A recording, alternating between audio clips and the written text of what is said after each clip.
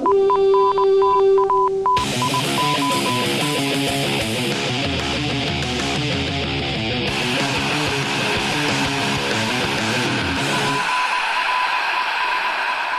to Norse Code, the #1 podcast for your Minnesota Vikings. The end of Season 4 is upon us, and this episode will be hosted by me, your host with the moster, as per usual. I'm Dusty O'Connell, joined by, at the other end of the tin can and string, generally useful human, Vikings blogger extraordinaire. He writes for a lot of places, including 1500ESPN.com, and coldomaha.com and optimumscouting.com, which may become more relevant in the near future. He is Arif Hassan. How you doing, Arif? I'm doing all right.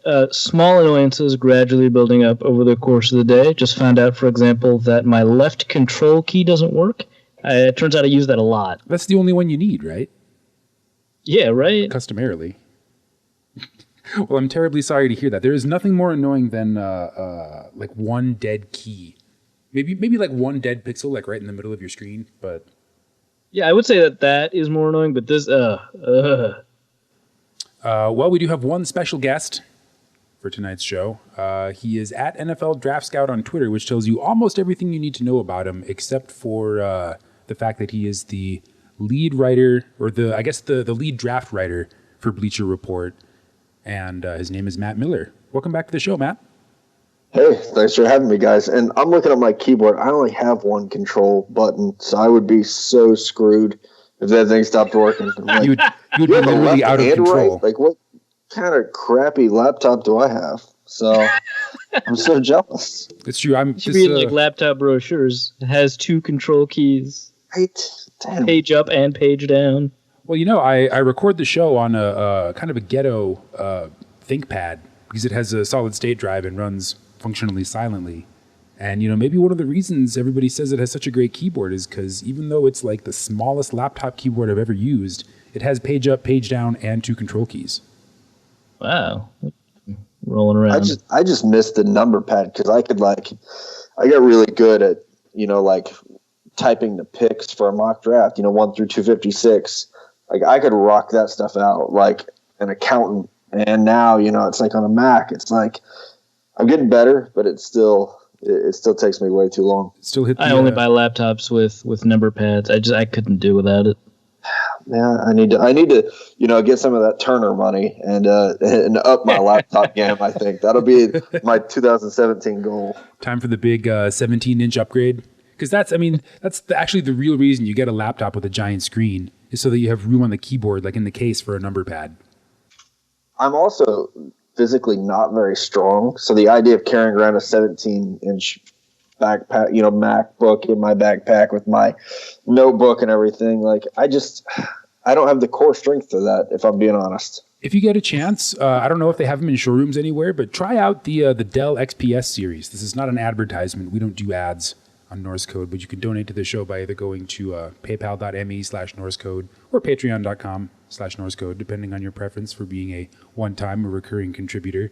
But we don't do ads, but I tell you, the Dell XPS series, they're like gaming laptops, and the XPS 17 is a pretty great out-of-the-box giant laptop that I think it weighs under 10 pounds. Wow. Yeah, there we go. You guys brought me on here to talk about laptops, right? This is my it's the laptop podcast. Yeah, aren't we like halfway done with the interview now? Isn't that? No, actually, we brought you here specifically because the Vikings have a few, I guess, particular needs. Well, not even particular, just all up and down the offensive line. But I guess before we dive into the Vikings-specific stuff, I kind of wanted to get a sense of what the 2017 draft class looks like. I mean, you're ahead of the game. You've already done like a mock draft or two, right? Yeah, a couple. What's great is, so this year, my role at Bleacher Report really changed, and it allowed me to focus 100% on the draft. 95% on the draft.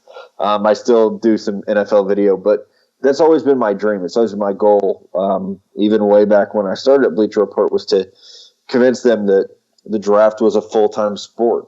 And so I got to start on draft stuff in August, really. So I feel like I have a good grasp on this class. I'm well ahead of where I was last year at this time because I was still doing so much NFL stuff. Last year I was still running NFL 1000, and I was doing these top 20 players for 2020 series, and so many things get pulled in different directions. And so this year it was nice to step back and just focus on the draft. And it's good timing because I tweeted today, I think the 2017 draft class is really, really strong. And in a day like today, we had 6 or 7 top tier underclassmen declare, it just makes it stronger. So it's a good year to be a little bit ahead of the curve just because it's going to be a class that I think takes people a lot of time to dig into because of how talented it is. I'm really glad that you mentioned how strong the 2017 class is because we'll be talking about none of that. We'll be talking about the part of the class you seem to hate the most, the offensive line, which should be a lot of fun, I think. Yeah, just pouring salt in that wound, oh my God, it's such a great class, but you don't have a first-round pick. And you're the biggest need that every Viking fan seems to agree on is offensive line. And like you said, I absolutely hate this offensive line class, which is so weird. If you look back, comparatively, last 5-6 years, you can always find a couple good offensive linemen, but so far this year, I'm still waiting to find one. All right, well, that should be that's going to be a fun treasure hunt, I guess.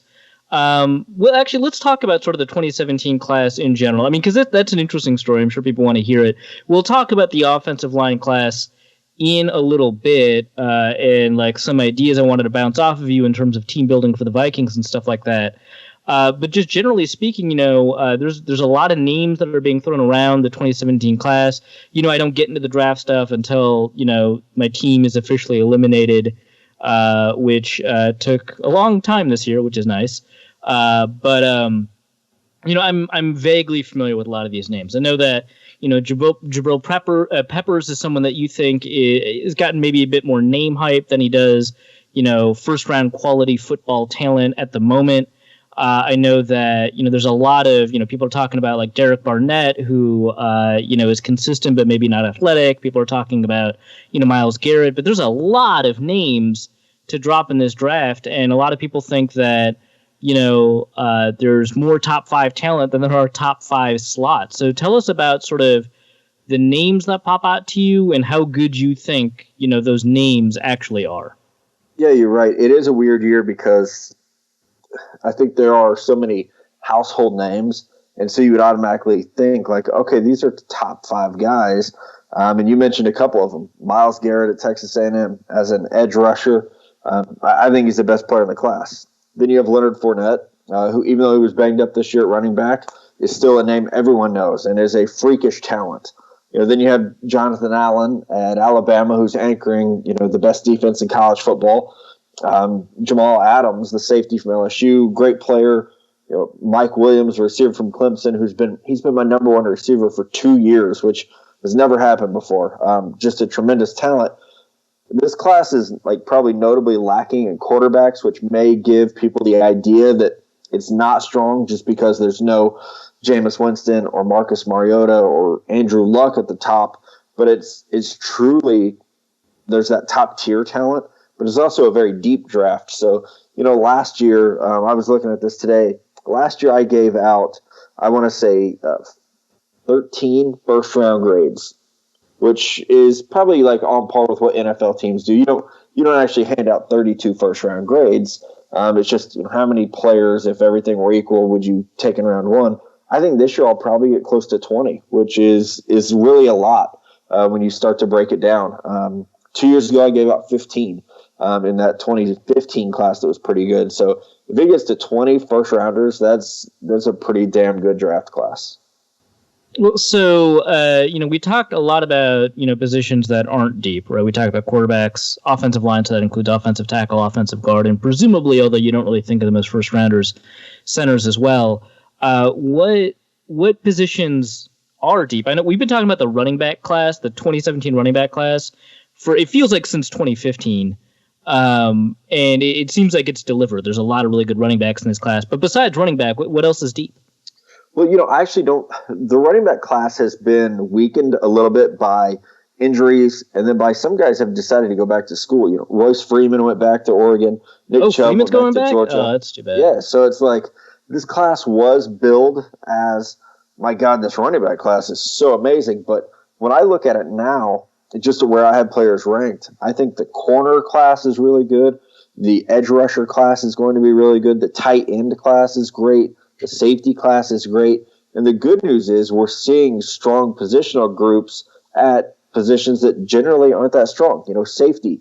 There might be 5 safeties drafted in the first round, which never happens. When's the last time you felt that a safety class was great? Because it felt like we haven't had that feeling going in, maybe coming out of a draft, like, Landon Collins, for example, has performed a lot better than I thought he would.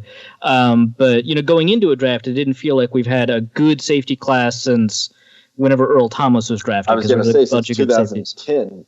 That was Earl Thomas and Eric Berry. That was really the last time. I mean, 2011 was a great draft class, but there was no, there was no safety duo like this year with Jamal Adams and Malik Hooker are both top 10 players on my board right now. So you would have to go back to 2010 to have 2 safeties ranked that highly. I had Barry at 4 that year, Earl Thomas at 8. So it's a pretty unprecedented thing. At least, Landon Collins I had in the first round in 2015, but he was the only safety that I had up there. So there wasn't that depth at the position that made you think like, okay, this is a really good safety class. This year is quite different just because of the depth of the position. So, the Vikings are probably going to be hunting for offensive linemen mostly, but I can't imagine that, especially given their needed safety, that they'd pass up an opportunity for a really good safety, if one fell to them maybe in the second round, maybe they want to put an offensive lineman there, maybe they want to trade up into the bottom of the second round, maybe the third round. Whatever. What is a safety that you think can be a pretty good safety that might fall all the way to round 3? Because NFL teams don't seem to value the safety position in terms of dollar spent or draft pick spent as they do a lot of other positions closer to the ball. So there could be a pretty good safety that falls, bottom of the second, top of the third. What are some names that pop out? Yeah, guys that I like in that area. Marcus May at Florida, who is hurt right now, but a free safety. And it's just a broken arm, so he's going to be okay. But he's someone who could fall to that range that you just mentioned and be a very good player there. Eddie Jackson, another free safety from Alabama, broke his leg. He's probably going to be okay in the long term. It's going to be a temporary setback for his draft stock. That might push him down to that late second, early third round range. But it's such a deep class that it could push down some talent because, like you said, teams generally don't spend early on safety. So that could push a player like Desmond King at Iowa, who plays corner, but a lot of teams are projecting he'll play safety. That could push him down to that range to where you could get someone who is an interception machine, has corner experience, but could play safety, and is probably more of like a Demarius Randall type guy who would make the opposite move where Randall is a safety and plays corner now. He would kind of go the other way, going from a very good zone corner to being a free safety. I feel like we've had this conversation a lot more in recent years about moving corners to safety. And sometimes we've even asked that of really, really athletic players. There was a conversation about Jalen Ramsey, although he's actually playing corner. I know a lot of people were thinking about him as a safety, athletic freak. A lot of people were talking about that for, I think, Eric Rowe. Byron Jones did move to safety. He's an athletic freak. Why are we hearing more of this conversation going forward? And also that USC kid, Josh Shaw. Why are we hearing more of this conversation in recent years? Maybe I'm just hearing it more because I'm paying more attention to it. And is it something that we'll continue to hear going forward? Well, I think a lot of it is because the safety position is so important now with run pass option, with running quarterbacks, with these big fast tight ends. You really need a safety who is versatile. And so you want that coverage aspect, but you also want a guy who can make a play on the ball, who can tackle in space, who's intelligent on the back end. And, you guys have a great one in Harrison Smith. Those players are really hard to find. So sometimes it's easier to take a corner who might be a little short, like Desmond King, and might not run a 4.3 or 4.4. He might run a 4.5 or 4.6. That speed liability isn't as much of an issue at safety because he's not going to be asked to turn and run with, fast wide receivers. He's not going to be asked to track Antonio Brown down the field. Instead, he's going to play 15 yards off the line, use those instincts that allow him to be such a good ball hawk for Iowa. He can come up and make plays on the ball. So I think that's why we're seeing more people making that transition from corner to safety, or while we're talking about it, because the guys you mentioned, like Eric Rowe especially, I never liked him at corner because I didn't think he had the hips to turn and fly downfield and make plays. But now you solve that problem. And you say, okay, well, he's still a good football player. He's still a good tackler. He still has good hands. So let's just find a way to get him on the field. By moving him to safety, especially free safety, you can really do that now. Where do you think, if Antoine Winfield were drafted today, do you think they would have made him a safety? Because he was drafted in the first round as a corner. I think he's a Hall of Fame quality cornerback. I know I'm probably in the minority on that one. I don't really care. But he obviously panned out as a corner. Do you think, though, if he had the career he had at Ohio State and was drafted this year, he'd be converted to safety? Maybe. The thing that I remember most about him, and he was before my time working in this industry, but I remember watching him play, and he had the speed to at least run with guys. And to be 5'8", 175 in this day and age, you're probably saying, okay, he's a slot corner, kind of like Nickel Roby or LaMarcus Joyner. So he's probably not a first round pick just because of that size deficiency. But he made up for it with speed, had a really good broad jump, if I remember right. Like, he had a good combine. And I think all those things, kind of combined to make him more of an all-around talent, which is probably why the Bills were willing to take him in the late first round where they did. All right, so we talk a lot about safeties. That's great. Vikings need a safety. We talked about okay, so the running back class is kind of disappointing relative to our expectations, but it's still like a pretty good running back class, right? It really is. Leonard Fournette is my number 2 player in the class. He's going to get talked about at length because I think he's a generational talent at running back. Dalvin Cook from Florida State, another top 10 player, just a dynamic 3-down back, good runner between the tackles. He's a little small. He's 5'11", about 205 pounds. So he's not the biggest back, but I think he runs with very good balance, vision, has speed. Other guys who are going to get first-round talk, Christian McCaffrey at Stanford, Deontay Foreman from Texas. Those 4 guys are probably going to be the ones that sniff the first round. Now, after that, there's a little bit of a drop-off to the next tier. Then there's guys like Alvin Kamara, who left Tennessee early, Jamal Williams at BYU, who's a big power runner. You have Samaje Perine at Oklahoma, who just set the school's rushing record. Wayne Gallman came out of Clemson early. He's another good 3-down back. So there's very good running back depth.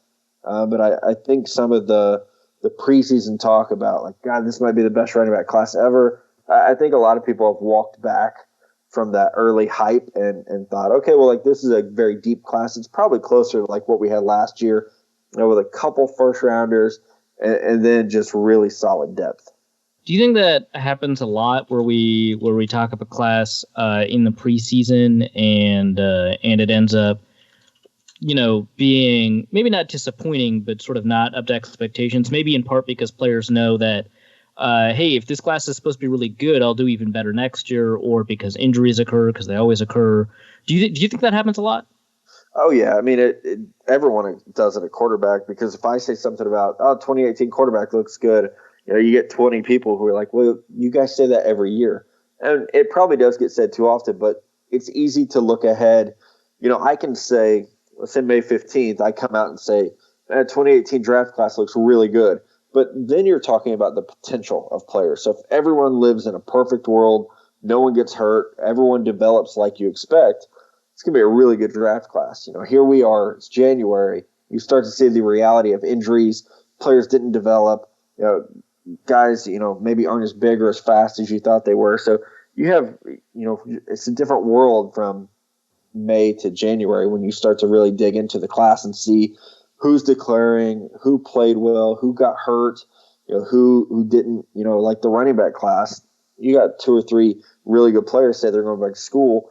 That changes everything. And so it makes next year's running back class look really good, because you have Saquon Barkley and you're going to have Nick Chubb back at Georgia, and you're going to have Royce Freeman and Elijah Hood and when you start to throw all those guys in with the already talented class, Ralph Webb at Vanderbilt and what they have with the two backs at Georgia, it just makes it easy to say, well, next year's potential looks really good. You should probably put an asterisk on that every time, because things happen and you can't predict it. But I definitely think that draft fans get critical of that statement of next year's class looks better than this year just because it's been said so much. All right, well, let's actually now talk about the offensive line class. So why is it so? It feels like offensive line classes just have gotten weaker. It feels like in some of the classes that people talked up in the past turned out to be weaker than they were. I mean, people aren't really super excited about Fisher, although he's improved, or Jokel, who seems to have played all right at guard at least. Obviously, Khalil has been a bit of a bust, maybe more than a bit. And Greg Robinson's not working out, and then we've also gotten less hype for these offensive line classes as we've moved forward. Do you think that's just because of the factors that people are talking about, like, hey, athletes are switching over to the defensive side of the ball and we're moving to spread systems, or is there something else at play, or is it just variance, or am I making things up? No, you're not making things up. I don't know that it's as simple as one thing. Like when I get asked about this, a lot of times I go to it takes longer to develop now than it used to, because of spread offenses and because of, just the way that to kind of combat the super athlete, to be able to block Von Miller, we've gone to more athletic offensive linemen like Luke Jokel, like Greg Robinson. The problem is those guys are athletes. They're not great blockers. So when they get to the NFL, they have to be both. And it's very hard to do. And they're asked to hit the ground running.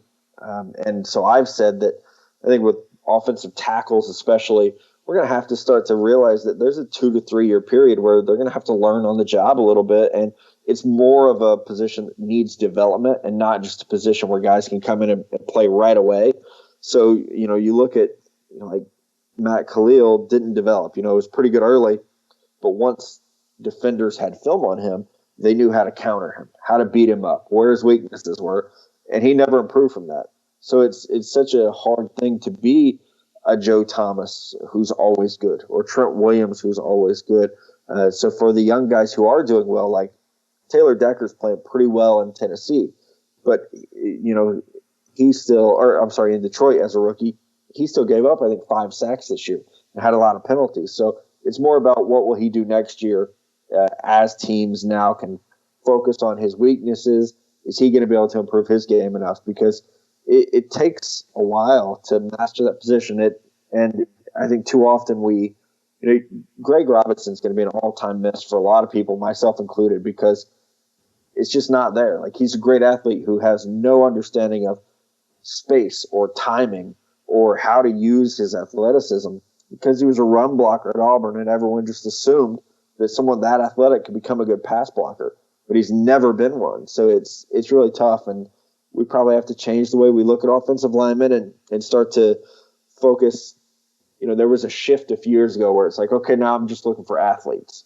Well, now you probably got to walk that back and be like, well, I want to look for an athlete who actually knows how to block.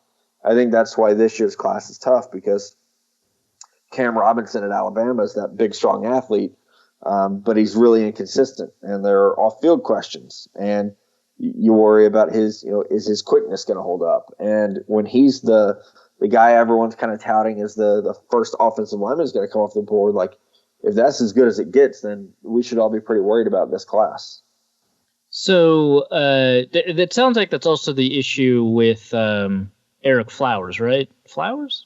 Yeah, Eric Flowers. Yeah, I mean, he's kind of a head case too, which doesn't help things. Like, he gets inside his own head if he gets beat and he just nosedives. But he's another one of those guys who was picked number 9 overall. I had a 3rd round grade on him.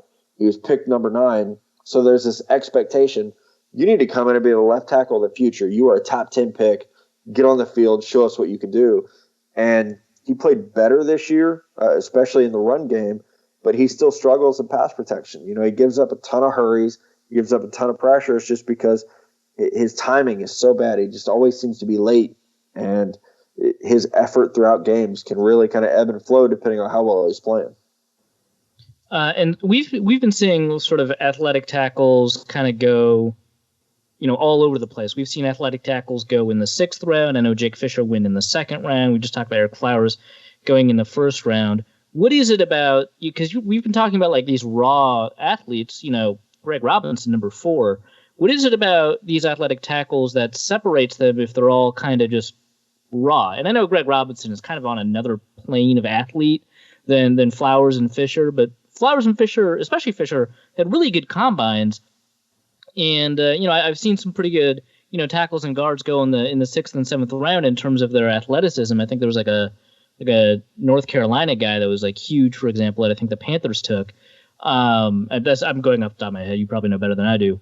But what is separating these guys from the 1st, 2nd, and 3rd round when they're all essentially athletes who are very raw? Like, and I know TJ Clemmings was talked up as a 1st-round pick, seemed to have fallen to the 4th round because of a foot injury, not because he was raw, but also probably that.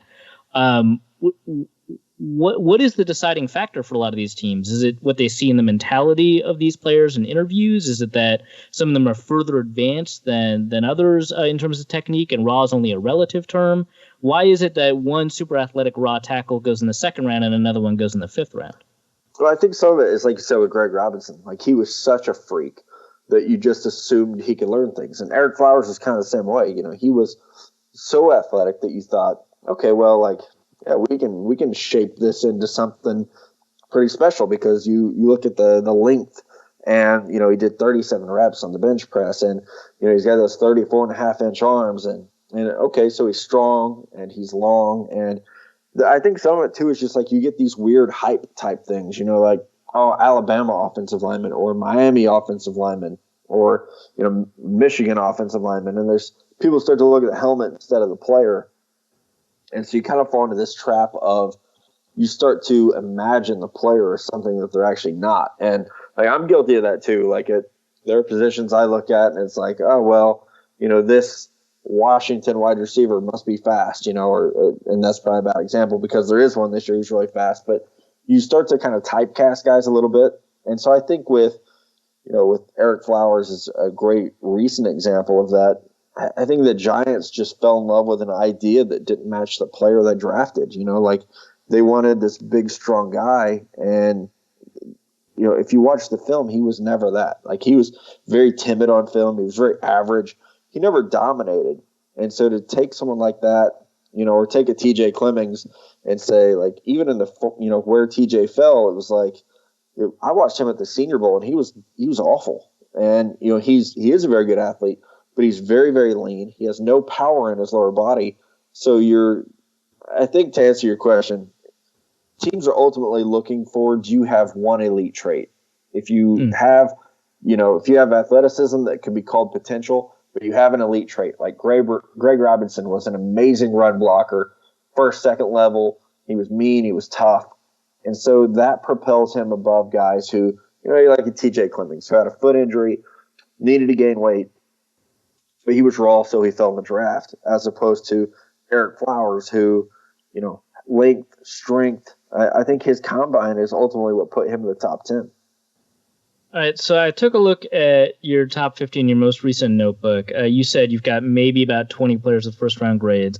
That gives us one offensive lineman, Ryan from Wisconsin. Ramczyk, yeah. Ramczyk, okay. Oh, that's actually relatively intuitive.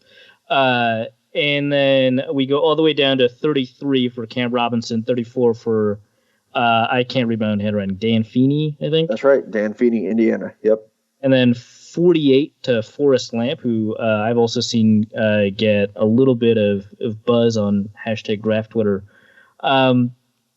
So my idea was, before I kind of really understood the landscape of this draft, is that the Vikings might want to end up drafting a tackle in round 2, signing, a guard, maybe Kevin Zeitler, maybe TJ Lang, to play right guard, and then figuring out the situation at left tackle also in free agency, maybe Andrew Whitworth, maybe, this might not be as ideal, Riley Reif or whatever. But, using one of their early draft picks for maybe a day 1 starter in round 2, that sounds like it'd be a terrible idea. Is that the case? It's hard to do with the limited amount of picks that they have. Like, it's a great theory, of like, okay, this is how we want to attack the draft, but then you have to look for players who fit that value, and it's really hard to do.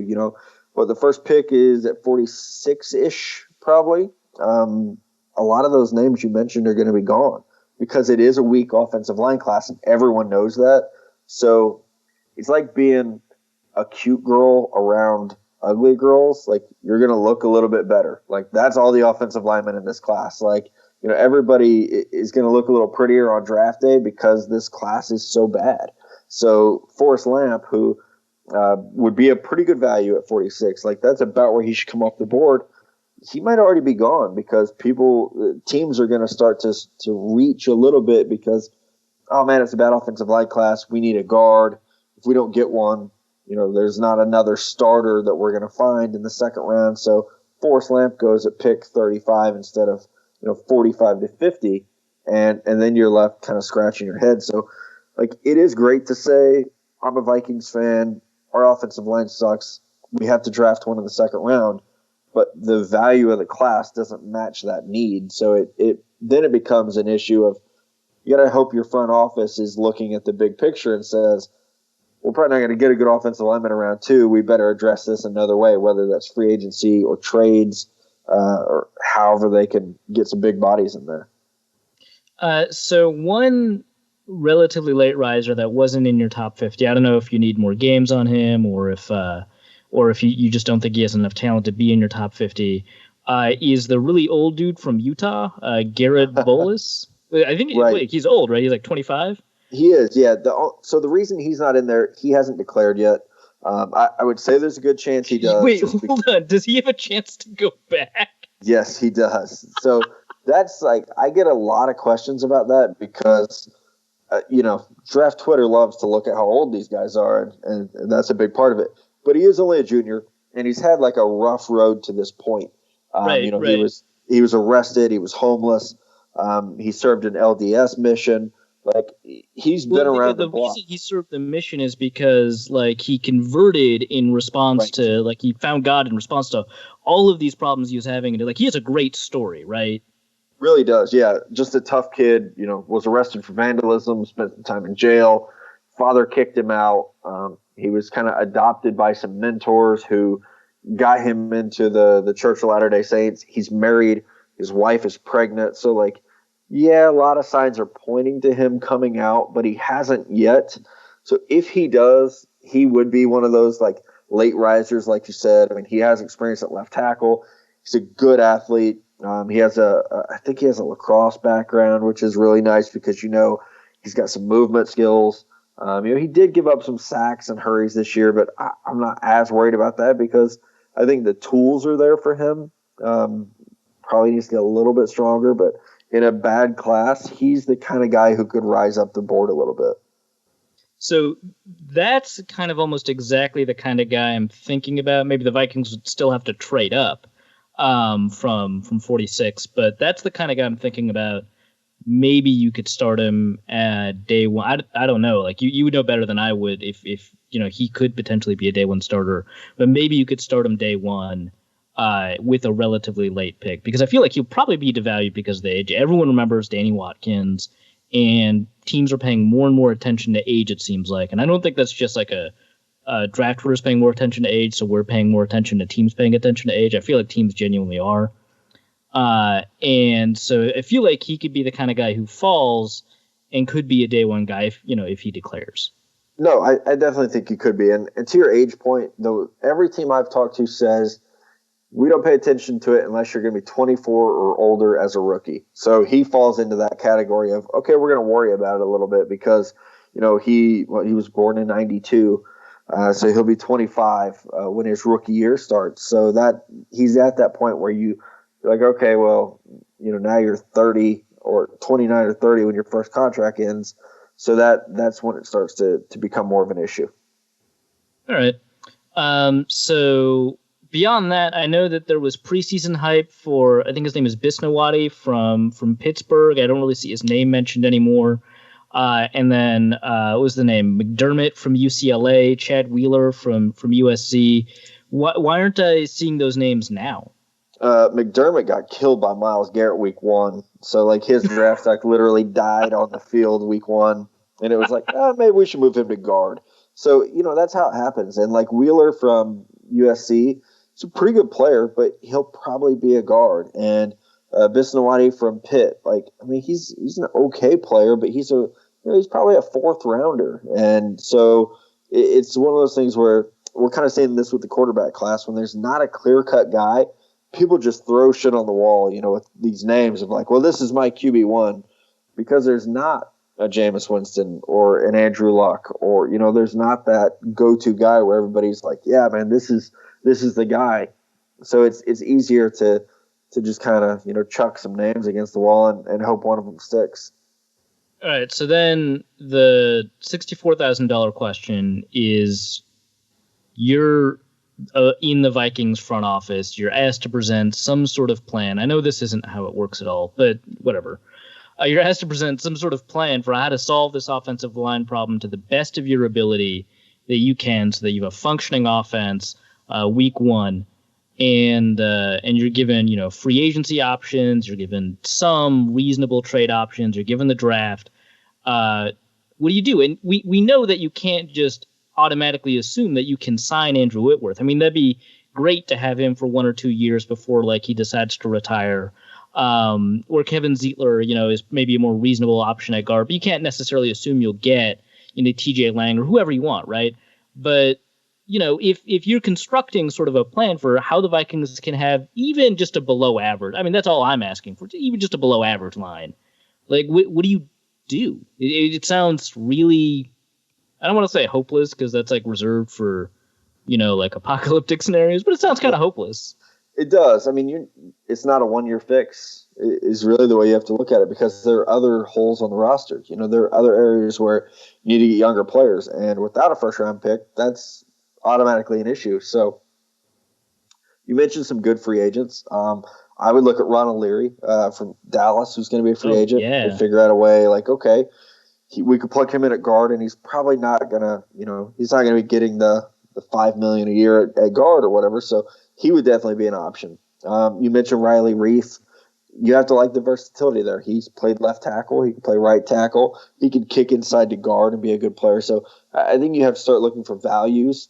And then, God, you got to trust your scouting department. You have to go into Troy and look at Antonio Garcia and say, man, could this guy in round 3, could he be a starter for us? Because he's 6'7", he's 302 pounds. He's played well. We're going to see him at the Senior Bowl. He's the kind of guy that you hope they get in round 3, as opposed to another TJ Clemmings kind of guy who, is a project. Because I think that the time has passed for projects. You need to get some guys who can just come in and play football right away. And, I'm a big fan of the front office. I think Spielman does a good job. I think that they have a good scouting staff. But it's time to – when you're a good team, you can take some flyers on projects, but now is not that time. When your first-round pick from last year is not even getting on the field, you've got a massive problem at offensive line again. I think now you have to not be creative and just go get some really good football players who maybe don't have the huge upside, but are a little bit safer. Do you think that that might be the kind of route, a small school guy who's maybe not the most athletic, but might be technical enough, might be overlooked enough, maybe he hasn't played, against good enough competition. I think there's a guy from Temple, for example, that might fit that mold. Yeah, that's the name. Do you think that might be the only real good way that the Vikings could find, a reasonable starter in day 1 using a day 2 pick? Yeah, I mean that's probably the best shot. Or you, gosh, this sounds awful, but you hope somebody gets an injury flag and it's not bad enough. I know they never play again, but it's bad enough to knock them down a few rounds. The Rams have Rob Havenstein at right tackle, and he's pretty good, but he fell because of knee issues, and so you almost hope for something like that. Oh man, there's a guy with a shoulder that needs cleaned up, and he'll fall a couple rounds and be a good starter. You almost have to hope for the really unpredictable things, because, and it's, you look at Dallas, Oakland, Tennessee, those offensive lines were built over years, and it was like a plan to do that. So it's it's really tough to just say, like, how are we going to fix our offensive line this offseason? It's like, holy shit, like, okay, good luck. Like, that's not easy to do. And I honestly think Vikings fans expect that because, like, when I released that 7-round mock draft this week, they were just like, wow, we only have like 2 offensive line picks in the whole draft. It's like, guys, you only have like 6 picks. Like, you can only do so much. And you've got, a 53-man roster to fill out. So I hopefully people listening to this will understand that you can't just draft 6 offensive linemen and they're all going to be, 5 of them are going to be starters for the next 10 years. Man, you're thinking wrong. You have to like inject them with hope. No, I get what you're saying. So we talked about safety. We talked about the offensive line. What are other needs that you think that the Vikings have that can be adequately addressed in, I guess, what would be the mid-rounds of the draft? Yeah, I'm still kind of, in that point of working out team needs. But, I looked at, obviously, offensive line is a really big one for this team. I think depth at running back was one that I put on there that would like to see them get a little better at. I know that's, I've had people tell me they don't care about the running back position for the Vikings. I do a little bit more than everyone else. I think another safety would definitely be good there. I like the talent at receiver, so if it's an addition there, it's probably going to be a late round guy on any mock draft that I do. And then just depth on the D-line would be big for me. I mean, you have to hope at this point that the young guys, Trey Waynes is going to come along, that Laquan Treadwell is going to come along, and that they're going to become solid players long term. Obviously, linebacker, there's going to be a hole there if Greenway does retire or has retired or whatever his status is. So I would say another outside linebacker would be a key too. So I think you were a fan of Eric Kendricks, right? Yeah, I was. Yeah, definitely was. Would you prefer that the Vikings find a middle linebacker and move him to will linebacker, or do you like Kendricks at middle linebacker and you want the Vikings maybe to draft a will linebacker? I always liked him better as a will linebacker, but I could see it either way. I think good middle linebackers are a little harder to find, especially in college now with so many smaller linebackers. So, I think it's easier to go find a 225-pound will linebacker than it is to try to find another Mike linebacker, especially somebody who already knows the defense and is so well entrenched with everything that they're doing there. Yeah, fair enough. And then you said that, the Vikings, or that you're not necessarily all that happy with the way the running back position is going for the Vikings. I kind of get that. I'm a Jerick McKinnon truther. So I think he should be RB1 for forever. But what is your ideal scenario for the Vikings in terms of the draft and running back?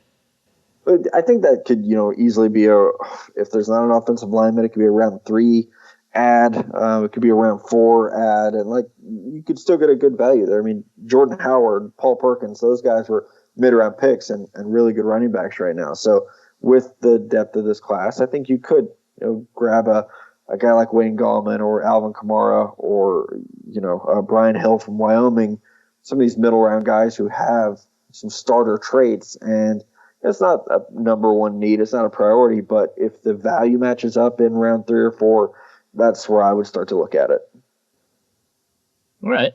Do you have any other thoughts? I know that you didn't want to be kept on too long, and I think we've hit sort of most of the notes, but if there's any other thoughts you want to get off your chest, we can go to the mailbag real quick before we let you go. I don't have anything. I'm a blank slate right now, dude. All right, Dusty, did you collate the mailbag appropriately to give us the primo questions for Matt? I don't know if collate is the word I would use because it's not. the mailbag fits on one page. Distracted. But yes, I do have a couple of questions that I curated just for. That might be the right word.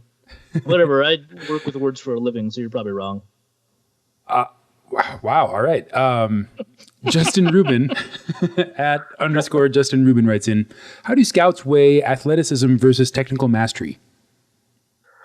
Oh, wow. Well, I think it's a position by position thing, I always say that scouting is so much about potential and not as much about statistics, which would kind of go. But technical mastery, like, is always important. It's just, can you do that at an athletic level that matches what you're going to see in the NFL? So if you're a left tackle and you have great timing and you know how to use your hands, but you're slow, it doesn't matter. Like, you have to be fast enough, you have to be strong enough, you have to be agile enough. So it's definitely something that is like a constant weight. It's not like in baseball where you can be a good hitter and a not great fielder and still be a pretty good player. Like, you have to be athletic and technically sound to be a good NFL player. Well, okay, that segues neatly into next question from Justin. Have any recent raw, I guess, primarily athletic offensive line prospects developed great technique in the pros? Oh, I'm sorry, you cut out just a little bit there. Any recent like raw offensive line prospects that developed great technique in the pros? Oh, wow. I honestly cannot think of one. This was a conversation I was having with Duke Manyweather a while back, was just like, do offensive linemen really get developed anymore? And it's, like, I don't know if there's a great example of one, because I guess you could kind of say Kyle Long has, but like, he was just he was a freakish athlete, and the football pedigree was so good that it wasn't that he was raw. He didn't play a whole lot, but a lot of the best offensive linemen in the NFL right now were first round picks or second round picks, and they were all pretty good already, so it's like the guys who are good right now, I can't think of one who was like an athlete who just needed developed. How technically skilled was Tyron Smith coming out? He played right tackle, so it was misleading, but he was technically sound. Like, his ability to drive block on the run game, especially at USC, was like, it was amazingly good. And that's why he was still, considered like a top 10 pick, like a slam dunk, even though he played right tackle and, was behind Matt Khalil. But he was just so impressive athletically and in the run game that, it was like a no-brainer that he was going to be really good. All right. Judd Zolgad. I think of like Luke Jokel and Greg Robinson and even Eric Fisher to some Chance Warmack. Like, these guys they haven't developed, and Lane Johnson might be the one because he was a quarterback and a tight end and a right tackle, but he's hardly ever on the field, so it's like hard to say. He's suspended more than he plays. Pretty good when he was on the field, though. Yeah, right? Pretty good when he's on the field. So he might be like the one that you could hang your hat on, but he was a top 5 pick, so it's hard to argue that he was like a huge developmental prospect because of that.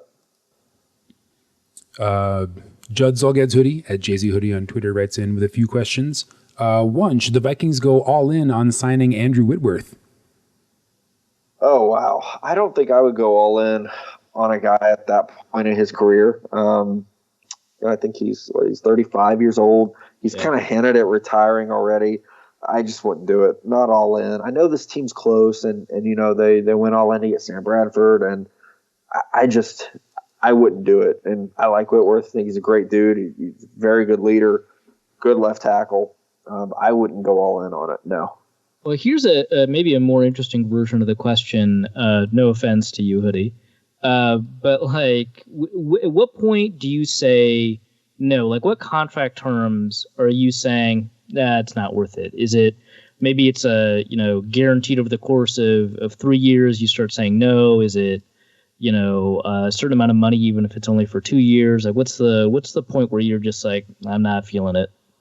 I think with anyone, like Whitworth, you almost have to say, like, he's probably making $9 million a year right now. So if it's like, okay, if you want 2 years at $8 million, sure, we'll do it. But I wouldn't want to guarantee any of it. Like, I would do roster bonuses and incentives and things like that because, he has already talked about, maybe retiring. So I just, if he would have to come in and like be ready to kill people, and I don't know if he is right now. So he is a very good player, and I think his leadership would be good for that locker room. But I just going all in to me means $10 million a year for a 35-year-old left tackle, and I just couldn't see that.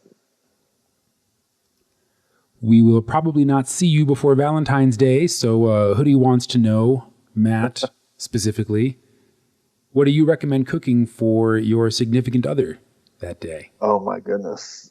It's very important. I would say get that reservation right now and don't mess with cooking. Like,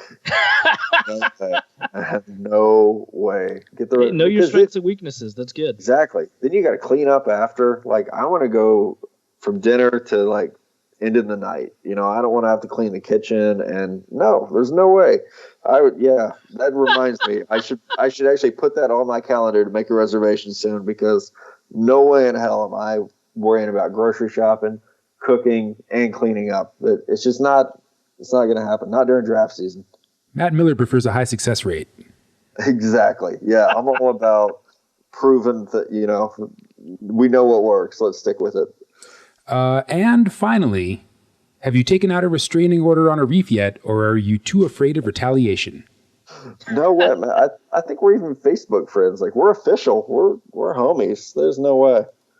Even though half of Twitter thinks we hate each other, which is fun. I love it. This is so fun.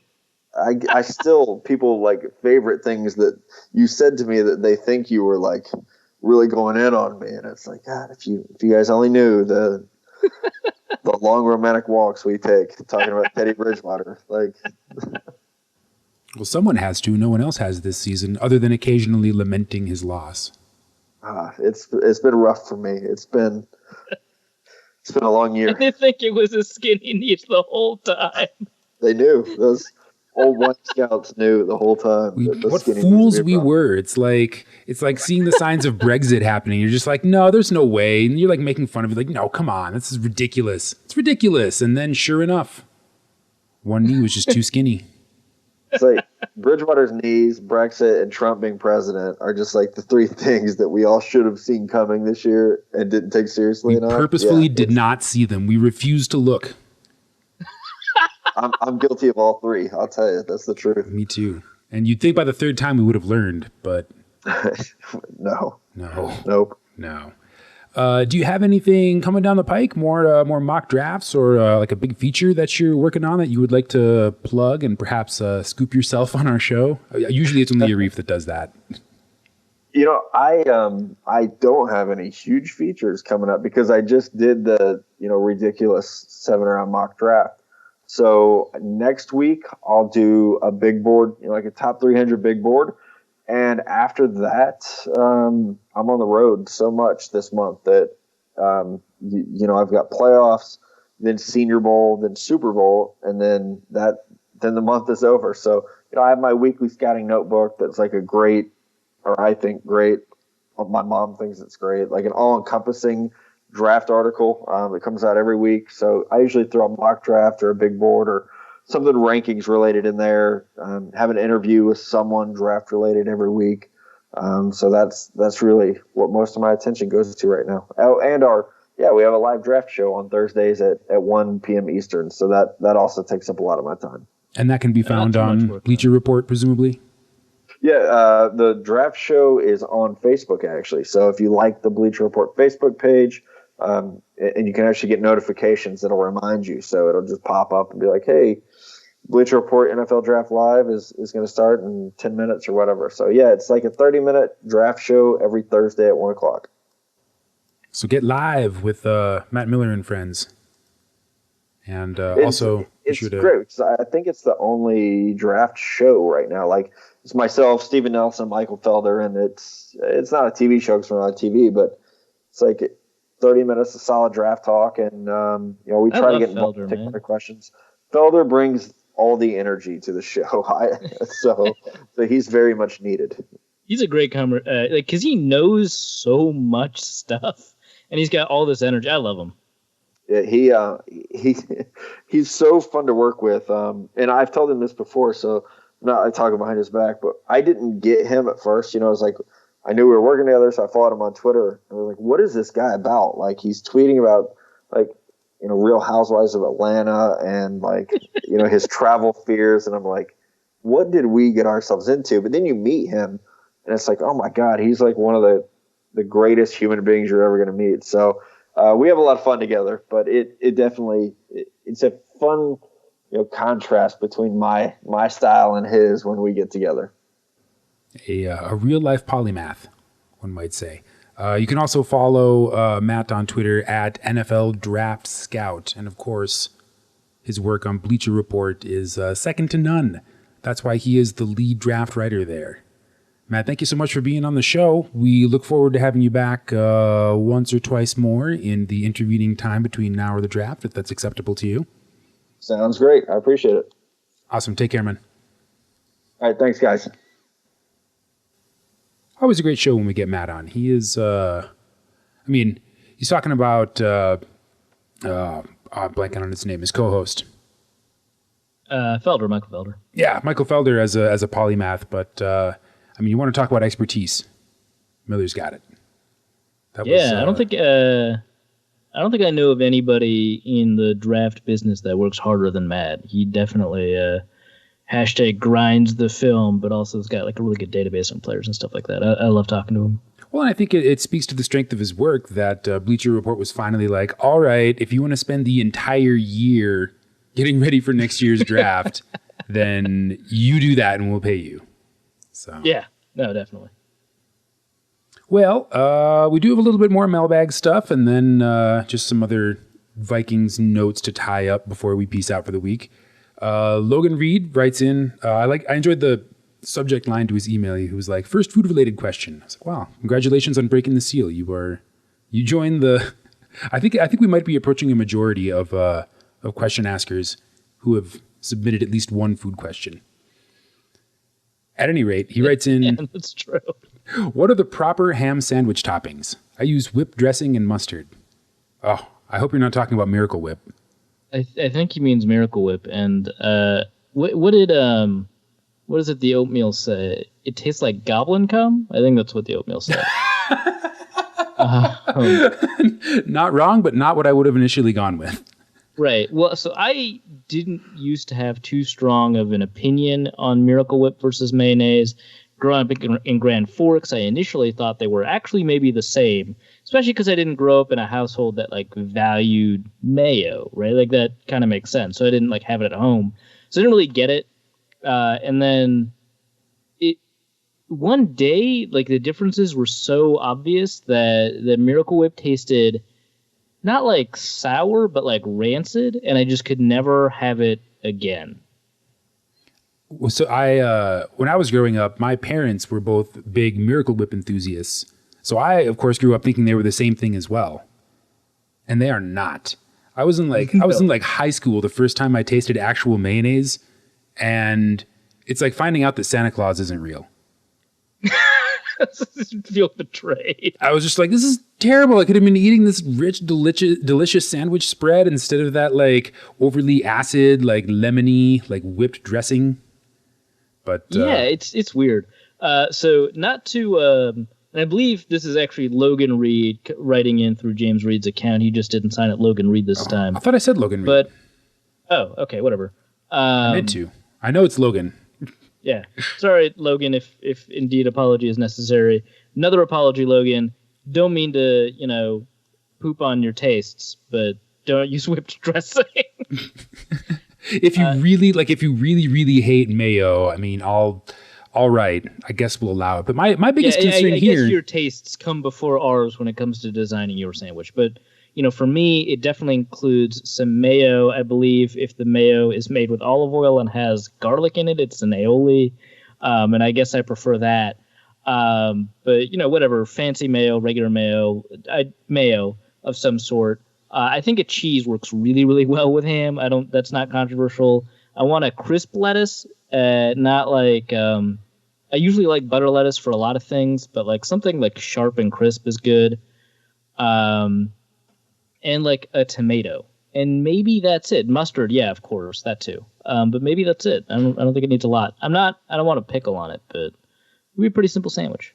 Yeah, my only concern here is the lack of veg in the sandwich. Cheese, I agree. And you can use literally any kind of cheese. You can get the cheapest like American oil-based cheese that you can find, and it'll still be good on a ham sandwich. Yeah, they're like built for this sort of thing.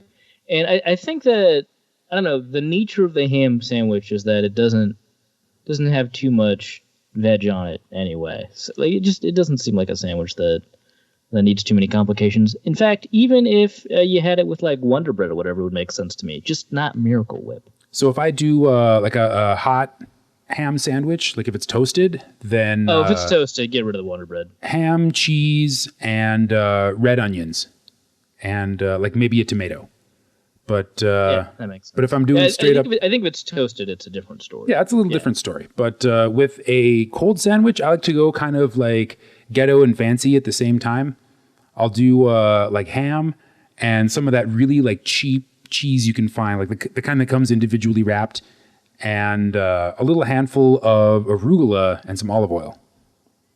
Oh yeah, arugula is perfect. Yeah, so or like Swiss chard or something, some kind of green thing that you don't need a whole lot of. That's like nice and peppery to kind of cut through the, and of course mayonnaise and mustard. Those are standards. I think we can agree with your base sandwich, but it just needs a little, maybe one more element to be elevated. All right, that's my top that chef question judge. Went well, I think, except for the part where we insulted the listener. Doofy thing. We didn't really insult him. We just insulted Miracle Whip, which hopefully he's talking about some other kind of whip dressing. Brian James writes in, if I built a hall of wasted potential in Florida in between backyard gun ranges, where else would you build it? That's perfect. Who would you nominate?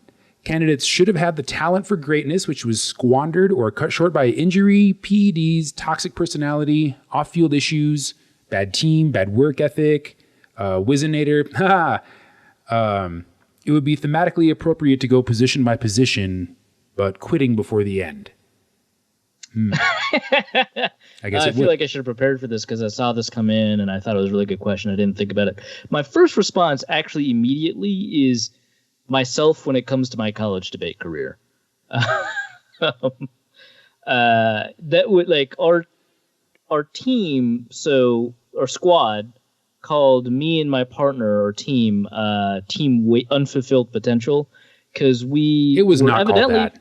Fairly talented debaters who would just keep on shitting the bed. Like, we would just make all kinds of mistakes. We would be, and almost every round we were in, whether it was against one of the top 3 teams in the country or, whatever team, we would always be ahead at one point in the round and we just lose it. So just that's the first thing. By like unforced error. I've actually, you've told me a couple of stories in outtakes of some pretty hilarious debate unforced errors. So I think that's smug but fair. Yeah. Beyond that, when it comes to sports that people can relate to, it's interesting because one of the first kind of names that comes to mind is Randy Moss, because he could have been the unqualified greatest of all time, but is instead a underdog for the debate for greatest of all time, with Jerry Rice taking the presumed number 1. But whatever. That's not really what the question is asking. Vince Young, I think, is a really good example, and I think it's actually less his fault and more Jeff Fisher's fault. I don't think that's a super common opinion, but it's a common enough opinion that I can, live in it. So that's probably a good one. I can't think of any running backs. Oh, wait, Herschel Walker. Yeah, Herschel Walker, duh. Yeah. Beyond that, Jadeveon Clowney, I think, could have been off to a pretty extraordinary beginning to his career if it weren't for those injuries in the turf in Houston. And the guy who came before him that was the same story, I think his name is Courtney Brown, was like a first overall pick. Might have been also to Houston. This is outside of my, recent NFL history, expertise, but he, his career was cut short by injury, so maybe him. I think any defensive tackles. Ooh, defensive tackles. I was going to keep going with offense. I was going to say Keyshawn Johnson probably belongs on that list. Oh, Keyshawn Johnson's really good. Yeah, that's a great one. Demetrius Underwood. Yeah, well, we will literally never know what he could have done.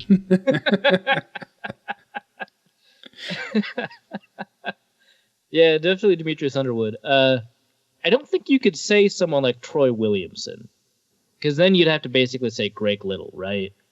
And I think that if you just if you have all of the other talents but not a particular talent, you don't actually have as much potential as people rave about. Like Williamson, Little both had the same problem. They couldn't catch, right? Yeah, So that's not really like a heroic. Like Shakespeare would never write about a receiver who couldn't catch, like, or a tight end who couldn't catch. Like, I think if you're not that familiar with NFL history or the NFL draft, that sounds like actually a really compelling story. Like, oh, he has all the tools, but he just can't catch.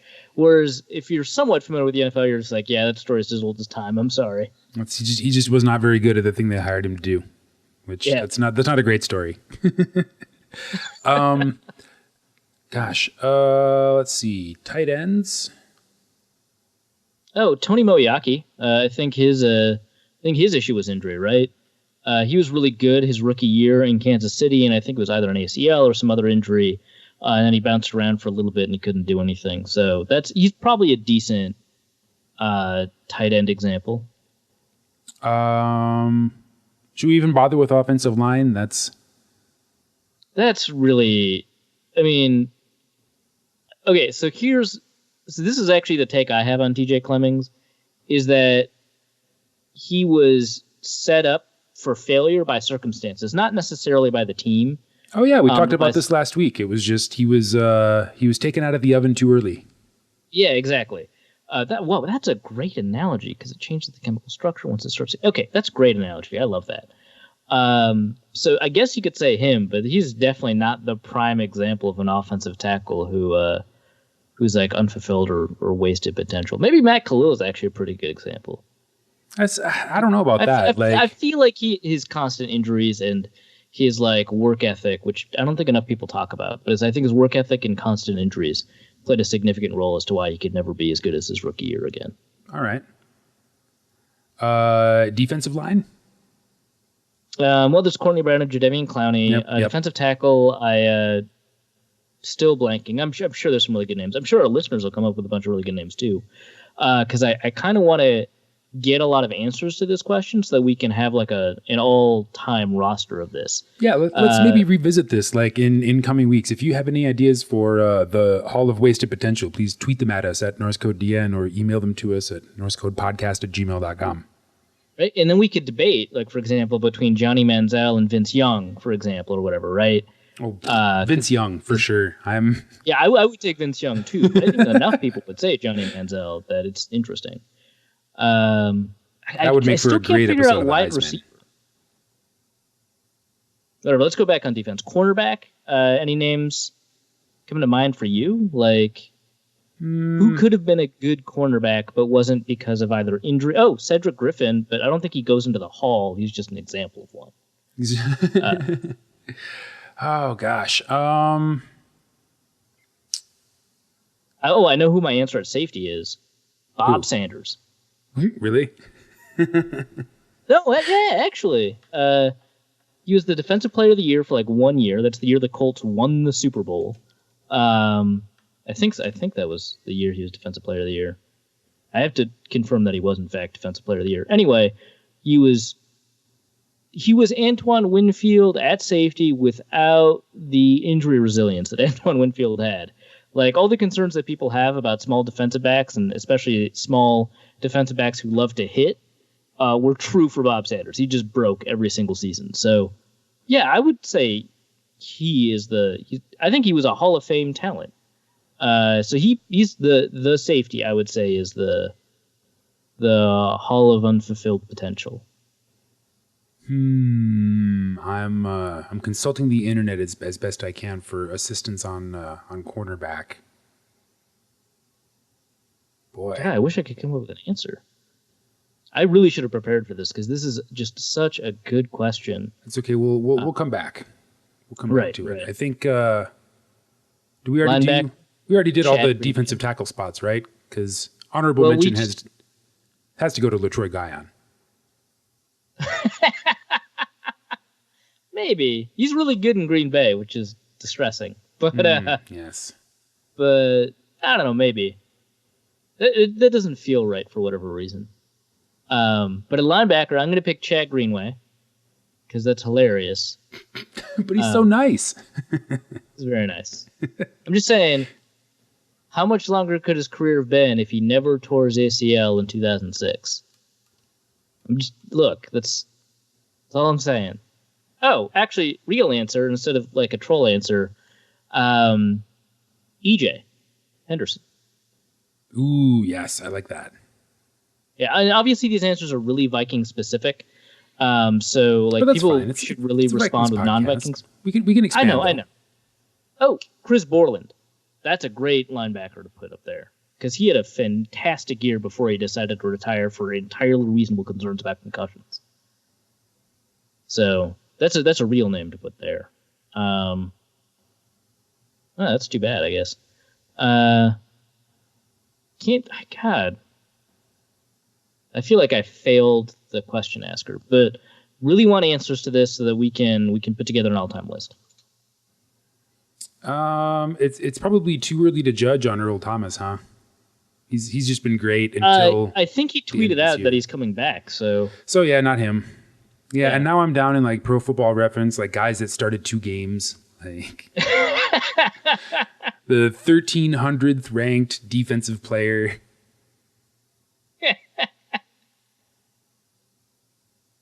Might be digging a little bit too far into the weeds. I'm in the tall grass now. It's bad, and I'm sure I'll think of something great and tweet it like 5 minutes after I finish writing the description for the show. That's customarily how these things go for me. It takes me a while to get there. I have a firm grasp of the obvious. The details tend to elude me. Actually, no. You know what? We went position by position, but we quit before the end. So we were just oh wow, we were fulfilling our mandate without even trying. And actually, no. Wow. You know what? If you really want another entry in the Hall of Wasted Potential, I think this show belongs in there too. Oh, easily. Not even a question. We clearly have the talent for greatness, and it has clearly been squandered by injury, PEDs, toxic personalities, off-field issues, bad teams, and bad work ethics by turns. But no Wizinator, because we don't believe in drug testing. Not here in Norse code. Not in Norse code. We trust and don't verify. Eric the Viking at Eric the Viking on Twitter writes, any chance we can trade Sam Bradford for Russell Okung, take the money, and then get Tony Romo once he's released or for a conditional late round pick? What? Trying to maximize injuries? I don't really know why would we want any of that? I mean, I guess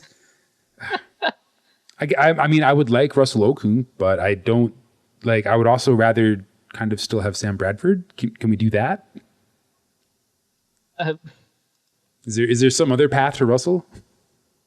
I mean, I don't think so. Russell Okung hasn't been a good tackle for like a little bit now. I think you like went to the Pro Bowl. He was really good. Then I think his injuries flared up again, and so he just hasn't been like a good. He's been meh for the Broncos. So yeah. So I think the bigger issue with this question is that why do we want Romo? Yeah. So we could see a back collapse up close. Like I don't really know. Like so we can watch him fold like a lawn chair in a different manner than Teddy will in the same game. It's the folding quarterbacks. Look, you can actually fit them both onto one stretcher. No, but that's sad. Oh, that's mean. Poor Tony. Yeah, I guess there's a chance we could do that. I would advocate strongly against it. I would be kind of enthusiastic about picking Romo up. I mean, chances are he's so handsome. He's got a career in calling games ahead of him, but he looks pretty great with that headset. And I would be, kind of interested in having him as like a quarterback's coach or an assistant OC or something. That's actually not a bad idea. I think Romo's been a consistently underrated quarterback by a lot of the NFL media and a good chunk of NFL fans. And I don't believe that's true at all. I think the only people that like hate Tony Romo are Cowboys haters, and everybody starts not everybody, but most of the media and most people start every season saying that Tony Romo is going to be great, and he's usually listed very high on fantasy draft boards. And then December comes and he folds in half. Fantasy draft boards are like way different though, because they account for like volume. Because Matthew Stafford especially after the 40 touchdown season, was listed high in fantasy draft boards, but no one was calling him elite. So I don't think that's the same thing. In fact, I think, so here's my take on Tony Romo, is that he's been called underrated for so long that people have gotten sick of it and think that he's no longer underrated. But I think he's still underrated, or at least his career has been, because he has played like one of the top 5 quarterbacks, in my opinion. Obviously, a lot of people disagree, in the NFL for quite some time and has never received the recognition for it because he just wasn't as good as the quadfecta of Peyton, Rodgers, Brady, and Breeze. I think he was right below that. And I think Phillip Rivers, also underrated, sorry, Dusty, was right at that level too.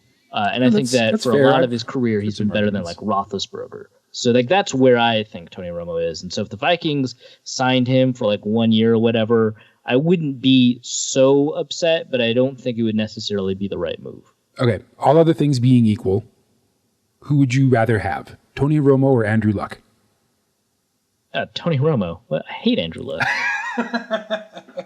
just checking. No, I think Romo remains underrated because so many of his seasons have like asterisks attached to them because he couldn't finish. You know, after that first back injury, you know, he was never going to be able to throw for. You mean like couldn't finish because like literally he couldn't play in games, or because like there were late game collapses? A little bit from column B, but mostly column A. Like mostly he physically could not finish seasons. Yeah, no, that I think makes more sense, because I think the second thing about late season and late game collapses, I think actually has less to do with him and more to do with when they occurred and how they occurred. So, for example, one of the things that's attributed to a late game collapse was Phil Costa snapping the ball directly over his head, and that's for some reason Tony Romo's fault that resulted in a loss. But he, like, for a while, was like second or third in the league in fourth quarter comebacks behind Peyton Manning and Tom Brady. He has the best close game passer rating out of any quarterback in the final 2 minutes of games. So like when games are within 7 points or when trailing by 7 points, his passer rating was the best in the NFL, for example. So I think that was, I think that his comebacks were actually fairly often and pretty good, but just did not occur in a primetime game. Like his rare failures happen to occur in primetime games. But I think that like his body physically failing him, yeah, that's a fair point. Well, I think the myth of the Tony Romo December collapse is a little overblown, and I think you can call sample size on it, because how many times has Tony Romo's body taken him all the way to the end of December? Yeah, that's a good point. Stephen Adams at Jarl Stephen writes in, why has there been virtually no conversation with Teddy this season? I don't know what exactly that means. Like, the Vikings haven't had to need a conversation with him because he's in the building, so they just talk to him. Teddy, how you doing? You still hurt? Yep. You feeling good? Yep. Cool. See you on the sideline. You got it, coach. That's the conversation that happens every week with Teddy. Yeah, if you mean like conversation like on podcasts and in the media, it's because there's nothing to talk about. If it's about who should start, if healthy, we've been kind of having that discussion at a very low level for somewhat of a long time. Okay, but Zimmer weighed in on that, right? Just this last week, he was like, Sam Bradford has earned the starting job, which I would think that after like setting a couple of league and team records, I mean, given they adjusted the offense pretty heavily around him for a purpose that was similar to rearranging deck chairs on the Titanic, but regardless, I would say that yes, he's earned that job. And if you really want to hear a bunch of hot takes about Teddy versus Sammy, then wait until August. Yeah. Zimmer did weigh in, and I think it was actually today, or today as of this recording. I don't know if the way that he weighed in on it was as definitive about Sam over Teddy so much as Sam without controversy heading into the season because Teddy's unhealthy. Like, I think that was more the context, but whatever. The context might be Sam over Teddy. I kind of doubt it, but whatever. It doesn't matter really at this point because it's too early to tell when Teddy's going to be ready to roll, right? Yeah, exactly. Yeah. But yeah, I mean, I would prefer Teddy. I think that the reason that Sam put up a better statistical year, which is actually surprisingly not as much of a better statistical year as people assume for some reason. It's good in a very specific way. Yeah. And I think that some of the more predictive statistics might actually favor Teddy, but, whatever. I guess I prefer Teddy. That's not really a secret. I guess I want more clarity on what this question means. I should have asked when I hit the Twitter feed. Well, and honestly, I don't think we're going to get that much clarity on an answer until closer to next season. Yeah. Next question, also from Stefan. How long until we need to start considering? How long until we need to start considering drafting a new center? / is Nick Easton passable? I think that they should be drafting a center guard in the mid to late rounds every year, regardless. I like Easton. I think that his first 2 games with where he had to play center, first as an injury replacement and then second as a starter, were pretty good. I think that his next couple of games were not so hot, and that's not hugely surprising or anything like that. I think that there were enough negatives in there that you want insurance, but enough positives out there that you can build on what's there. So I think they should draft a center in the 5th, 6th round again this year, just to sort of have an available body. And maybe he'll outcompete Easton, and then Easton's gone, or maybe he won't, and then he'll be gone. So yeah, I think they should do it nearly every year. And if they don't have an answer at center, move that up to sort of the 2nd or 3rd round. But if they do have an answer center, just draft another one. Like I think that's actually a fairly sustainable development model. Where the Vikings have failed in terms of drafting offensive linemen is not because they kept on drafting offensive linemen late every single year, sometimes twice every year. It's that they didn't invest enough in the front end of the position when the front end of the position was failing. So, for example, at tackle, they didn't get another first-round tackle or something like that. I don't think the problem is that they kept on getting 5th, 6th round centers. I think the problem is that they didn't invest enough when they needed a starter with a starting kind of investment. So yeah. And then this season happened and we ended up with only that, only back ends. Yeah, and that's the problem. So yeah, first Not round for Sir tackles, Mix-a-Lot. 2nd or 3rd round guards. Let's do that, and then we can have the backup discussion. So you're familiar with the law of independent trials, right? If a thing happens once, there is no guarantee that it will not happen twice in a row. Oh yeah. Should we just assume that whatever offensive line we field is going to be decimated by week 5, and and that we're going to be playing 2 layers deep at the end of the season, and then trade and draft as appropriate for that expectation? This is me asking this question, not Stefan, just to be clear. I don't know. It's just, are you familiar with something that applies to the situation that I'm about to ignore? Yes, I am. Okay, here's me ignoring it. Yeah, I mean, I don't think you should ever draft assuming that everyone at the position is going to be injured, because then you're just going to not draft first rounders and keep on trading into the 4th round to get a bunch of backups. You're going to have 43 offensive linemen and 10 position players? Yeah, exactly. But it's not a bad idea to do a better job of figuring out how your depth is going. And that's what you were. Thing, there are not a lot of places where there are good backup offensive linemen. Dallas happens to be one of them.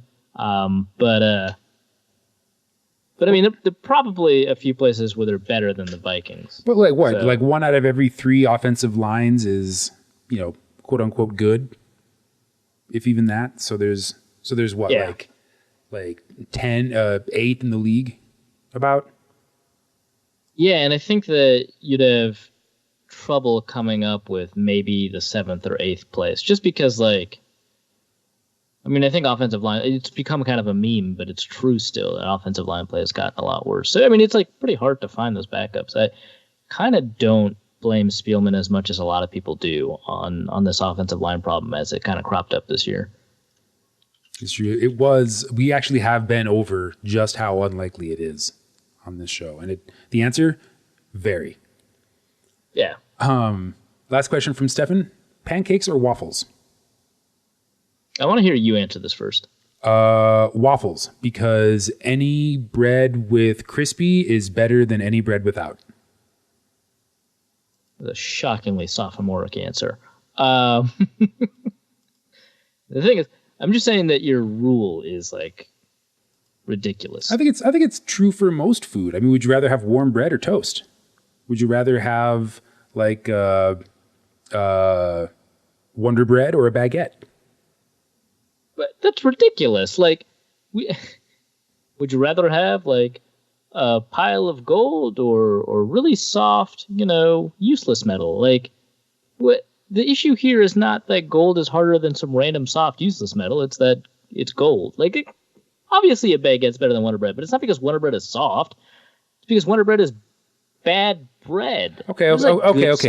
You're focusing on the wrong comparison. I think pancakes or waffles makes the best the best ground for this argument, because you can take pancake batter and put it in a waffle iron and you'll end up with something superior to a pancake. But it wouldn't be a waffle. Just gonna put that out there. No, it would be a waffle. It would be waffle-like. Waffle-esque. Not the same.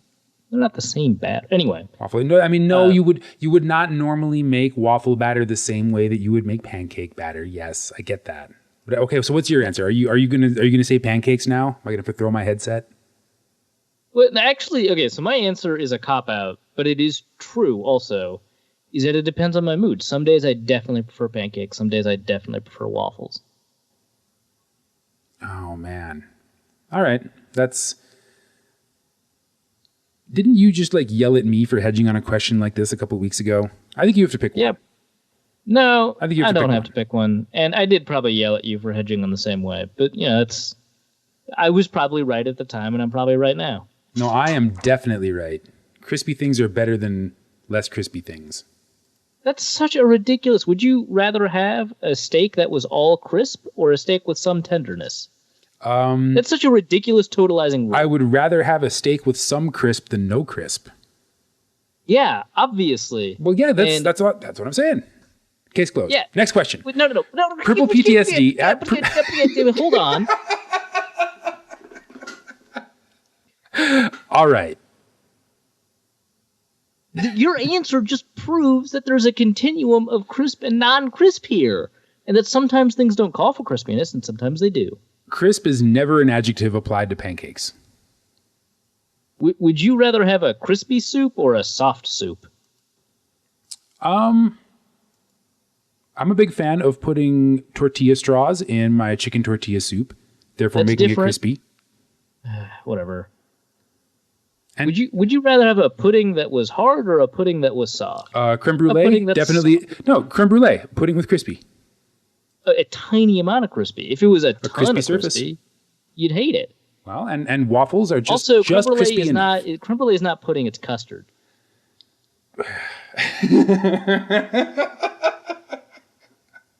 I think I just burst a blood vessel with how hard I rolled my eyes. Just then. There's so many foods where you'd rather have it be soft than not soft, and you're making this totalizing rule because the only one I can think of is you think that Jell-O. for some reason that waffles are. Oh, hey, how about that then? That's the only situation where your dumb argument might not be wrong. Would you rather have overdone eggs or eggs with a soft center? And I almost mentioned eggs, but if you had to pin me down, sunny side up eggs with a crispy edge. Oh my god! Right? Doesn't that just drive you crazy? Okay, Purple PTSD at Purple PTSD writes in, is Mike McCoy a real offensive coordinator prospect? Would love to hear about him compared to Pat Shurmur for 2017. I really like Mike McCoy as an offensive mind because he's the guy that changed offenses multiple times for Tim Tebow, Kyle Orton, and then Peyton Manning, right? So He's clearly flexible, and I think that's something that before Pat Shurmur is something that like Vikings offensive coordinators kind of lacked. Like we didn't have that, with Musgrave, and we didn't have that with Turner. And so he's a guy that I might strongly prefer because those offensive minds. As a head coach, he seems to have been like meh, but as an offensive coordinator, he seems to have done pretty well. I think he did well, at least for 1 year in San Diego as well, too, if I'm remembering correctly, before Kent Wisenhunt left for Tennessee. I don't know. I'm going to have to look up Mike McCoy. But yeah, no, I'd like it. I'm going to write something about Pat Shurmur going forward that might be interesting to break down. But I don't think that he's all bad. I don't think that he's all good. I think that he's got positives and negatives, which is not a terrible thing to have in your coordinator, to have a relatively average offensive coordinator. So I guess I'd prefer Mike McCoy, but I wouldn't break the bank to get him. Tough but fair. That'll do it for the mailbag. I did have just one random piece of Vikings news that I wanted to cover. There were a couple of other things that happened in Minnesota and in the stadium that are not really football, and we're going to exercise our better judgment for once, and I guess leave those alone. But apparently Adrian Peterson just figured out how old Terrence Newman is and thought to himself, well, I can do that. Classic Adrian Peterson. 7 years, he says. And actually, he managed to, in the brief quote where he, outlined... Was he talking to Murphy from the press? Or... It was one of the newspaper guys, right? Yeah, I don't remember who he was talking about. At any rate, he was talking about how much he has loved playing with the Vikings and how he feels like he can play for 7 more years, at which point credulity was strained, and how he, I guess, apparently kind of understands that the NFL is a business and that if he wants to stay in Minnesota, he probably can't just have half of all the salaries. Yeah, this is the first time I've seen him ever seemingly be somewhat close to amenable to a pay cut. So that's something. Yeah. The whole thing is just, it sure is something. I mean, you add it to the list of all the things that Adrian Peterson could say. He's the blackout bingo card is getting pretty full at this point. But first of all, the 7 years thing is ludicrous, right? Maybe if he's 10 or 20 snaps for those 7 years for every game. But what does he think he's going to do? Did he forget last year? No, okay, so I think Kluwe mentioned this once, but you can't really understand the psychology of an NFL player until you realize that they have been told that, their path is impossible at literally every step of the way, and that they've overcome those odds. And that the only way you can become an NFL player is to constantly lie to yourself about your chances of getting to where you are. I think Kluwe said that. And that is a really good point, that the only way that you can make it to the NFL is if you have an insane amount of determination, which is not necessarily the same thing as work ethic, although I think people tend to underestimate, the work ethic of a lot of NFL players. I think, for example, Patterson at his laziest worked a lot more than people give him credit for. Cordell Patterson. Regardless, you have to have an insane amount of determination to make it in the NFL. And the only way that you can have that kind of determination and drive and time investment is if it is at all reasonable for you to do that, right? And the only way that you can judge it as rational is if you lie to yourself about your chances. And every NFL player has essentially had to do that. And they've been proven right. They're in the NFL. They've been proven right. And so it's kind of reinforced those lies.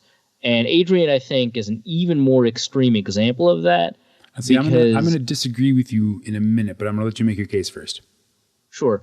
Peterson's an even more extreme example of that because he has been the most right about the most absurd exigencies of this. After a college injury where I think he broke his collarbone, after the injury in 2011, and he came back in 2012 on an insane schedule to have a record-breaking season. It comes from who Adrian Peterson is as a person, plus the psychology of NFL players. But you don't agree on the psychology of NFL players. Well, okay, so I agree on the psychology of NFL players in general, but Adrian Peterson in particular grew up in Texas and was a football star there and built a kind of an echo chamber around himself, a posse. Oh, no, okay, that's true. I think with Adrian Peterson's case, maybe he wasn't told constantly that was impossible. Exactly. Well, and plus, we saw that you hear that a lot, when you're in high school and college from, your coaches and people in the industry. They round you up for the combine and they say 5 of you 200 guys are going to the NFL or whatever they say. And we saw when Peterson got tangled up in his legal difficulties, for which he showed a remarkable lack of remorse. I think a lot of that was tied to the stuff he was hearing from his inner circle, from his quote unquote posse, who had never heard nor said a bad thing about Adrian Peterson in their lives. And so when he was being excoriated on Family Guy for beating his child, he was able to, without any sense of apparent cognitive dissonance, ride a camel to his own birthday party. Yeah, that's a really good point. And Peterson has constantly surrounded himself with people who pump up the things that he wants to believe are true about himself. So that's even more true. Well, yeah, and that's all I'm saying is that I think you're exactly right about what Kluwe said, and that seems reasonable 99% of the time. But I think Adrian Peterson is a special case, but he also believes himself to be a special case, like way more special than we can even imagine. And he's got dozens of people that he surrounds himself with that'll tell him that too. And a pretty reasonable resume that if it happened to you, you'd kind of believe as well. If all this happened to me, I'd have a really tough time not believing I was the shit. I mean, if healing was a sport, Adrian Peterson would be the first person into the Hall of Fame. Yeah, exactly. Which, what a weird thing to say, but and the guy's had an amazing career. If he does stick around for 7 more years, he will probably make a few more entries into the record books. But all of this is, and I imagine his posse handlers are very carefully tiptoeing around the fact, if they're even aware of it, that over the last couple of years, his performance has really suffered when he's been healthy. Yeah. So Adrian Peterson wins the day and the podcast, as one does when you're just the best at everything. Stuff you want to plug? Anything coming down the pike for old useful human Arif? Yeah, I just mentioned the Pat Shurmur piece. That's going to be on Cold Omaha. I'm writing a piece on Adam Thielen. Don't know where that's going to be yet. But I'm kind of proud of it. I've come up with sort of a short list of comparisons to Adam Thielen, not from a talent perspective, but stylistically. And I came upon a really good one that I ended up having to drop because it just doesn't fit the best way, but I thought it would have been really good if it had made it into the article. It's not going to because it doesn't fit, but I might as well mention it here, is that I initially wanted to compare Adam Thielen to Chad Ochocinco / Johnson stylistically. But here's the weird thing. Thielen is probably more athletic than Chad was coming out of the combine. As true athletes, non-combat athletes, they might be relatively equal. I thought Chad Johnson was a little bit taller. Turns out they're actually the same height. In fact, Thielen's a little bit taller. But Johnson's faster, right? No. What? Wow. I know, right? Isn't Paradigms are collapsing. From a combine time perspective, Adam Thielen is much, much faster. Now, I think something must have happened at Chad Johnson's combine because his combine time fundamentally does not make sense. His scouting report even says so, or not his like it's not that there's one scouting report, but one of the scouting reports I found about him basically discard this combine time, because he ran a 4.57. That's ridiculous. There's no way. He's one of the fastest. He was one of the fastest receivers in the league. Yeah, he's an enormous big play threat. But regardless, Thielen's plenty fast. He ran a 4.42 at a regional, ran a 4.45 at the super regional. He's 6'2", 200 pounds. He's, plenty fast. But the reason I discarded the comparison is not because of any athletic differences between the two, and not because of any route running differences between the two. Because one of the things that I find interesting about Chad Johnson is that he was a phenomenal route runner, but he was not, super... I don't want to say precise. He ended up being where he wanted to be. Adam Thielen ends up being where the quarterback wants him to be. But they don't get there sort of the textbook precise way. They both kind of sometimes round off routes and stuff like that, and that's kind of what drew me to the comparison, plus the shock value of making the comparison. But there's just two differences. One is that Chad Johnson would freelance way too much, and two, Chad Johnson / Ocho Cinco had just the best release off the line of scrimmage ever, and it was such an essential part of him as a receiver. And Adam Thielen doesn't have that I couldn't make the comparison. And you can't say Adam Thielen's a little bit like Chad Johnson, except for the release off the line of scrimmage part, because that is like saying Deshaun Jackson without the speed. It's like an essential characteristic of the way that he plays receiver. So I can't use that comparison, but there were some similarities that I thought were interesting enough to point out here on the podcast, because they're both good route runners, but they might round off the routes. And the reason they're good route runners is they're really good at just telling a story with the route and tricking people, even if it's not the same way that most route runners do it. So that's what I'm kind of interested in, sort of where the comparison will eventually fall and how I'm going to write this piece. But that's coming up in the pipeline. Now, if only Ochocinco and Treadwell would take Thielen with them to Dallas to go run and jump through tires or whatever they're going to do. It's not fair. They leave Treadwell behind. Put some bands. Well, no, that's the reason that Treadwell's going. He was disappointed in his performance and will train off season in Dallas. Excuse me. No, I screwed it up. I screwed up the history. Damn it. Ochocinco trains in Miami and is a big fan of the rather silly phrase, slow feet don't eat. Oh, yeah, that's very Ochocinco phrase. So that makes sense. So those guys... I'm just saying, if Chad Johnson and Adam Thielen start training together with Laquan Treadwell is just going to be so far literally behind, 20 yards behind them on the field. It's not going to be useful training. He's going to have to learn that thing that all the other guys in the NFL learn, to not give up even when you are clearly inferior. They'll be going through the tires and Treadwell will have begun to approach them. Ooh, before we leave, we were talking about this earlier, and I just happened to notice it on Twitter. Benjamin Albright, who has been on the show before, a fellow Denverite, tweets, in Mike McCoy's 8 seasons as an offensive coordinator or head coach, only 3 times has he fielded an offense in the top half of the league. Oh. Huh. That's what I said. I think that Tebow Orton years, you can give him a pass for that. Wouldn't you, Dusty? Yeah.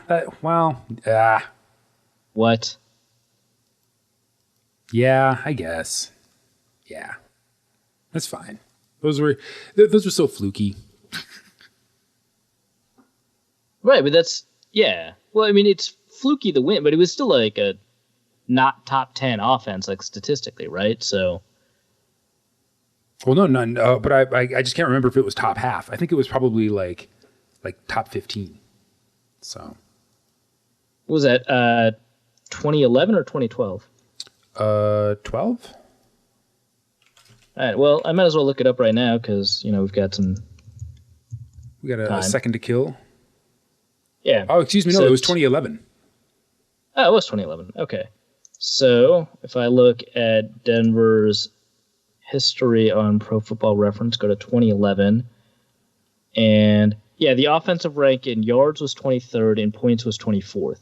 So it was not top half. Well, in that case, it is properly rated. I don't think anyone necessarily deserves credit for that offense. It just sort of happened. Yeah, right, exactly. So that would if we count that, then that would make him 50-50.